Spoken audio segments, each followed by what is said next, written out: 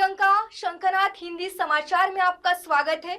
आइए नजर डालते हैं आज की सुर्खियों पर। वन नेशन वन इलेक्शन को मोदी कैबिनेट की मंजूरी। एक साथ होंगे लोकसभा और विधानसभा के चुनाव।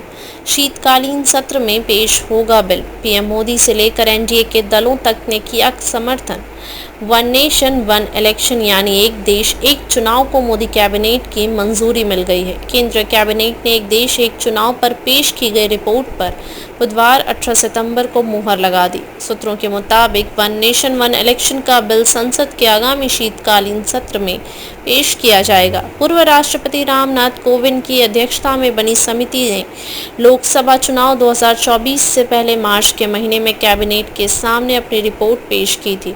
मोदी 3.0 के 100 दिनों के एजेंडे में वन नेशन वन इलेक्शन की रिपोर्ट को कैबिनेट के सामने रखना भी शामिल था। कोविंद की अध्यक्षता वाली समिति की रिपोर्ट में पूरे देश में एक साथ लोकसभा और विधानसभा चुनाव कराने की सिफारिश की गई है। इसके साथ ही लोकसभा और विधानसभा चुनाव कराए जाने के 100 दिनों के भीतर ही निकाय चुनाव कराए जाने की भी वकालत की गई है।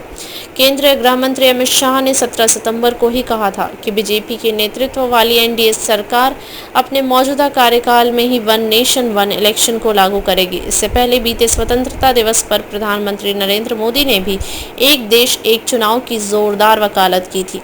पीएम मोदी ने कहा था कि बार बार चुनाव होने से देश की प्रगति में बाधा उत्पन्न हो रही है। देश को एक राष्ट्र एक चुनाव के लिए आगे आना होगा। गौरतलब है कि वन नेशन वन इलेक्शन के मुद्दे को बीजेपी ने अपने चुनावी घोषणा पत्र में भी जगह दी है। बीजेपी के साथ ही एनडीए में शामिल कई घटक दल भी इसके समर्थन में हैं। केंद्रीय कैबिनेट की ओर से मंजूरी मिलने के बाद कांग्रेस अध्यक्ष मल्लिकार्जुन खड़गे ने इस फैसले पर विरोध जताया है। मल्लिकार्जुन खड़गे ने वन नेशन वन इलेक्शन पर प्रतिक्रिया देते हुए कहा कि ये प्रैक्टिकल नहीं है और ये चलने वाला नहीं है। उन्होंने कहा कि ये वर्तमान मुद्दों से ध्यान भटकाने के लिए फैसला किया गया है। आज के हिंदी समाचार में बस इतना ही। फिर मिलेंगे देश भर में घटित अहम खबरों के साथ।